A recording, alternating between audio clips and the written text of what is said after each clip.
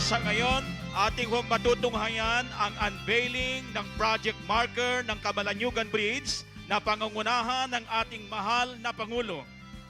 Inaanyayahan po natin ang ating DPWH Secretary Vince Dizon, ang ating butihing Governor Edgar Aglipay, Apari Mayor Dominador Dayag, Camalaniugan Mayor Isidro Cabado upang samahan ang ating Pangulo. At the count of 3, Mr. President, 1, 2, 3. Maraming salamat po, mahal na Pangulo. Oops, teka lang. Klaruhin muna natin kung kailan nagsimula ang proyekto nito. Nandito po ako sa Cagayan ngayon para bisitahin ang Camalaniugan Bridge. Ito po ay isang project na nagsimula nung ako po ay secretary ng DPWH at ngayon po malapit nang matapos.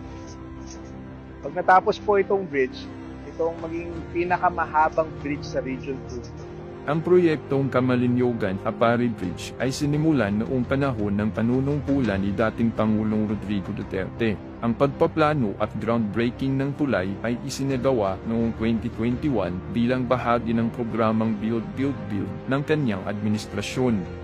Malaki rin ang naging papel ni dating DPWH Secretary Mark Villar sa pagsisimula at pagtutok sa proyekto. Siya ang nanguna sa groundbreaking noong 2021 at bilang pinuno ng DPWH noon, tumulong siya ng malaki sa pagtiyak na may pondo ang proyekto at maisama ito sa budget ng pamahalaan. Sa madaling salita, proyekto ito ng Build ni dating Pangulo Rodrigo Duterte na natapos sa panahon ni Bongbong Marcos.